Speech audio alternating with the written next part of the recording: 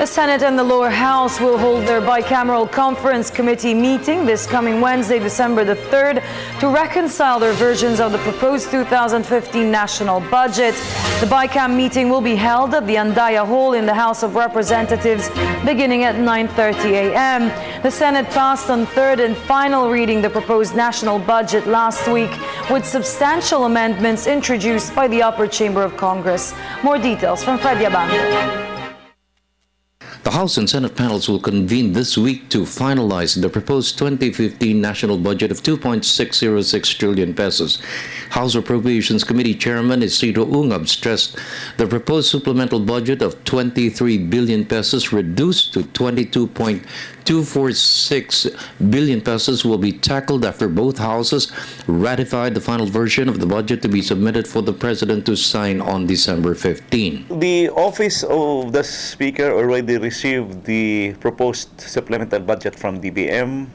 We are still finalizing the text and the figures, and anytime it will be filed soon, today or tomorrow or maybe Wednesday. We will file it this week, so hopefully we can start committee hearings next week. However, we make sure that our number one priority is the General Appropriations Act, because we should finish it before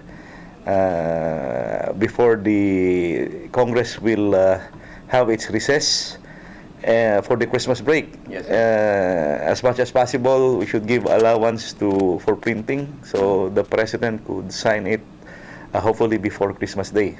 Ungab stressed next year's budget is expected to sustain government spending to boost economic growth. A slowdown in spending for the third quarter led to the decline of growth.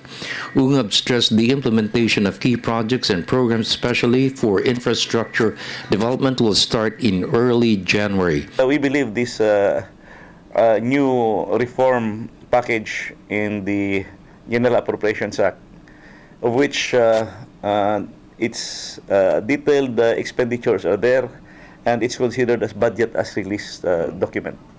So with it, a lot of bureaucratic processes has been addressed, and the detailed engineering designs are already ongoing. Of course, short of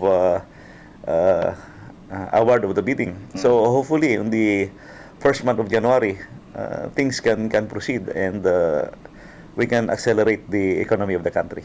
Ungab also assured nothing irregular in the definition of savings, since it is provided in provisions of the budget that realignments can be initiated on a semi-annual basis. We made it semi-annual, where you can declare savings. Hindi naman pwede na maghintay ka pang end of the year.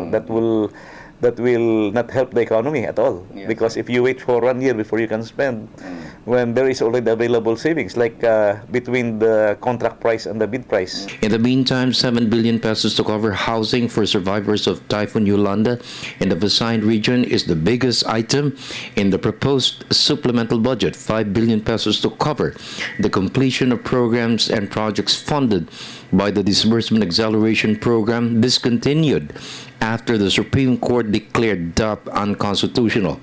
1.8 billion pesos for uncompleted PDAP-funded projects in 2013. Ungab is hoping the supplemental budget will be approved by Congress and signed into law by the President before the Christmas break. The last meeting I attended was with Secretary Abad, Secretary Singson, Speaker, the Majority Leader, and myself. During that time, we agreed that there will be revisions, and I think the revised supplemental budget is the one that is submitted now. For the People's Television Network, this is Freddie Abando reporting.